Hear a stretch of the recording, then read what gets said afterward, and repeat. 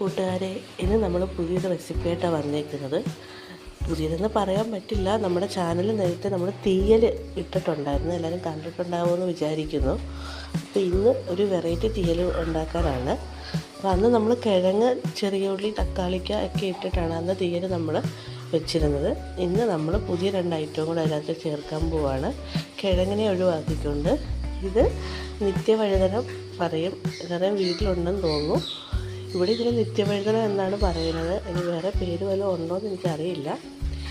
ഇത് ചീമച്ചക്കയും കൂടി ഇട്ട് നമുക്കൊരു തീയൽ വെക്കാം. അപ്പോൾ അതിനകത്ത് വേണ്ട സാധനങ്ങൾ നിത്യവഴുതനം, പച്ചമുളക്, തക്കാളി, ചെറിയ ഉള്ളി, ചീമച്ചക്ക, ഇത്രയും സാധനങ്ങളാണ് വേണ്ടത്. അപ്പം ഞാൻ ഇനി ഇതൊന്ന് വൃത്തിയാക്കി കഴുകി ഒന്ന് അരിഞ്ഞെടുത്തിട്ട് കാണിക്കാം.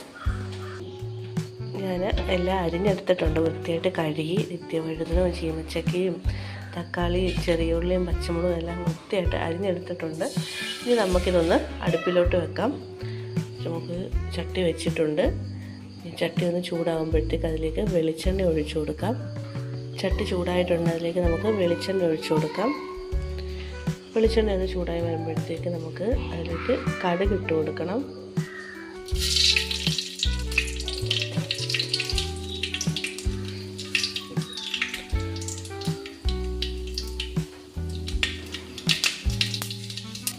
കടുക് പൊട്ടി വരുമ്പോഴത്തേക്ക് പച്ചമുളകെല്ലാം ഇട്ട് കൊടുക്കാം.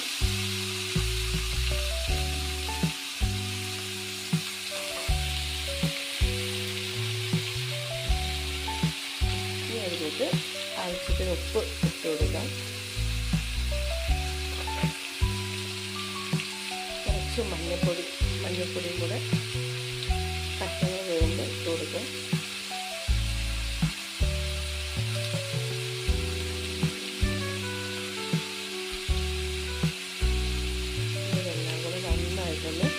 ഇളക്കി കൊടുക്കണം.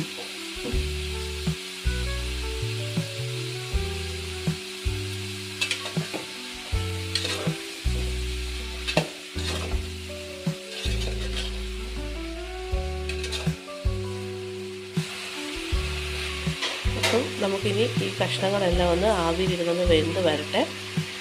വെന്ത് വരുമ്പോഴത്തേക്ക് നമുക്ക് അരപ്പ് റെഡിയാക്കാം. അപ്പം അരപ്പിന് ആവശ്യമായ സാധനം ഞാൻ റെഡിയാക്കിയിട്ടുണ്ട്. നമ്മൾ നേരത്തെ നമ്മുടെ വീഡിയോയിൽ കാണിച്ചിട്ടുള്ളതാണ്. ഇതിനകത്ത് തേങ്ങയുണ്ട്. തേങ്ങ ഞാൻ വറുത്ത് വെച്ചേക്കുവാണിത്. ഇതിനകത്ത് നമ്മൾ ഇട്ടേക്കുന്നത് മുളക് പൊടി, മല്ലിപ്പൊടി, മഞ്ഞൾപ്പൊടി, പെരുംജീരകം, വലിയ ജീരകമാണ്. വലിയ ജീരകവും 2-3 കൊച്ചുള്ളി, ചെറിയ ഉള്ളിയും കൂടെ അരിഞ്ഞിട്ടേപ്പുണ്ട്. ഇതെല്ലാം കൂടെ നന്നായിട്ട് മൂപ്പിച്ചെടുത്ത സാധനങ്ങളാണ്. നമ്മൾ അരപ്പിന് വേണ്ട സാധനങ്ങൾ മുളക് പൊടി, മല്ലിപ്പൊടി, മഞ്ഞൾപ്പൊടി, പെരുംജീരകം, ചെറിയ ഉള്ളി, ഇത്രയും സാധനങ്ങൾ ഇട്ട് നന്നായിട്ട് മൂപ്പിച്ചെടുത്തതാണ്. ഇനി നമുക്ക് ഈ കഷ്ണങ്ങൾ വെന്ത് വരുമ്പോഴത്തേക്ക് ഇതൊന്ന് അരച്ചെടുത്തിട്ട് വരാം. നമ്മുടെ കഷ്ണങ്ങളെല്ലാം ഇവിടെ വെന്ത് വന്നിട്ടുണ്ട്. അപ്പോൾ നന്നായിട്ട് ഒന്നും കൂടെ ഇളക്കി കൊടുത്ത് നമുക്കതിലേക്ക് അരപ്പ് ചേർത്ത് കൊടുക്കാം.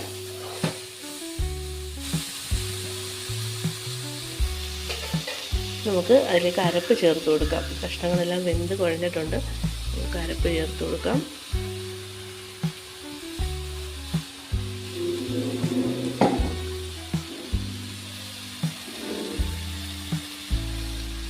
കുറച്ച് വെള്ളവും കൂടെ ചേർത്ത്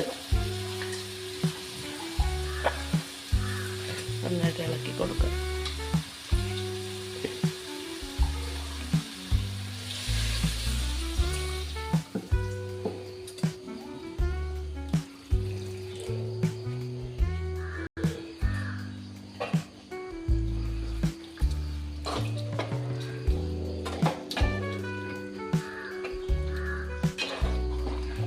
നന്നായിട്ട് ഇളക്കി കൊടുക്കണം.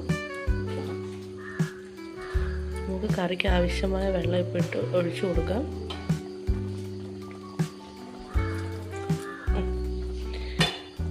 കുറച്ച് കറിവേപ്പിലയും കൂടെ ഇട്ട് അരപ്പൊന്ന് വെന്ത് വരുന്നിടം വരെ നമുക്ക് വെയിറ്റ് ചെയ്യാം. ഇവിടെ റെഡിയായി വന്നിട്ടുണ്ട്. പറ്റി കുറുകി എണ്ണയൊക്കെ തെളിഞ്ഞ് നന്നായി വന്നിട്ടുണ്ട്. ഇനി നമുക്കിതൊരു പാത്രത്തിലേക്ക് മാറ്റാം. നമ്മുടെ തീയൽ കറി ഇവിടെ റെഡിയായി വന്നിട്ടുണ്ട്. അപ്പോൾ എല്ലാവരും വീട്ടിലൊന്ന് ട്രൈ ചെയ്ത് നോക്കണം. വളരെ എളുപ്പത്തിൽ തന്നെ നമുക്ക് തയ്യാറാക്കാൻ പറ്റുന്നൊരു വിഭവമാണ്. നമ്മുടെ ചാനൽ എല്ലാവരും ഒന്ന് സബ്സ്ക്രൈബ് ചെയ്യണം, നമ്മളെ സപ്പോർട്ട് ചെയ്ത് വിജയിപ്പിക്കണം. നന്ദി.